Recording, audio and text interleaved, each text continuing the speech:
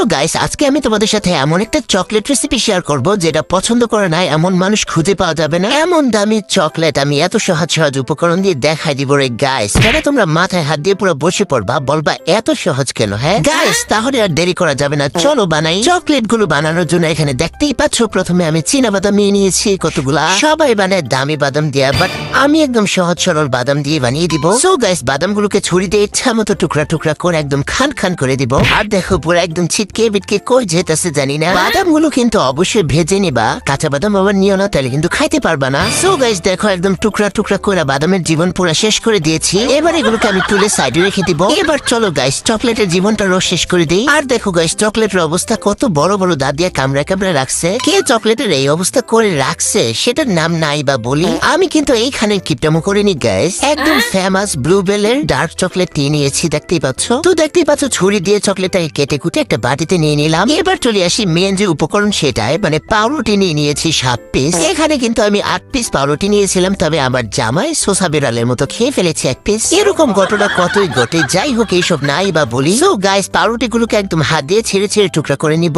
এবার একটা বাটিতে তুলে নিচ্ছি গাইস। তো সবকিছু তো রেডি করে নিলাম, এখন চকলেট গুলোকে মেল্ট করে নিব। একটা গরম পানির পাত্রের উপর রেখে ইচ্ছা মতো গুটাগুটি করলে কিন্তু চকলেটটা মেল্ট হয়ে যাবে। চকলেটটা মেল্ট হয়ে যাওয়ার পর এবার এখানে দিয়ে দিব সেই চীনা বাদাম গুলো, তবে সম্পূর্ণটা দিচ্ছি না, যতটুকু লাগবে দিয়ে মিশিয়ে নিচ্ছি। এবার এটাকে সাইডে রেখে দিয়ে গাইস, যে পাউরুটি গুলো টুকরা করে রেখেছিলাম সেখানে অল্প অল্প লিকুইড দুধ মিক্স করে নিব। এখানে খুব বেশি কিন্তু লিকুইড দুধ লাগবে না, অল্প পরিমাণে দিয়ে মোটামুটি শক্ত টাইপের একটা ডো তৈরি করে নিব। সো গাইস, আমার ডো তো তৈরি করা হয়ে গেল। এবার চলো চকলেট গুলো বানাই নি, ছোট ছোট করে বানাই নিব। এই জন্য একটু একটু করে নিয়ে একটু চ্যাপটা করে নিচ্ছি। পরে এর মাঝখানে আমি একটা বাদাম দিয়ে দিচ্ছি। মানে আমার কত বুদ্ধি দেখেছো গাইস, উপরে মজা ভিতরে মজা, মানে মজার পরে ছড়াছড়ি। এরপর গাইস দেখতেই পাচ্ছ, গোল করে ফুটবল বানিয়ে নেব। আরো একটা ফুটবল বানিয়ে দেখাই দিতেছি তোমাদেরকে, নাহলে তো আবার বলবো ভালো করে শিখাই না। যাই হোক, এই যে একটুখানি পাউরুটির মিশ্রণ নিয়ে বুড়ি আঙ্গুরটা দিয়ে একটু চেপে চেপে চ্যাপটা করে নিচ্ছি। এখন মাঝখানে আবার ওই যে সেই ভেজে রাখা একটা বাদাম দিয়ে দিচ্ছি, মানে কামড়ে কামড়ে যাতে মজা পাও সেই পদ্ধতি আর কি শিখাই দিচ্ছি। এরপর গাইস, হাতে তালুতে নিয়ে গোল গোল করে ঘুরাইলে কিন্তু সুন্দর একটা ফুটবল রেডি।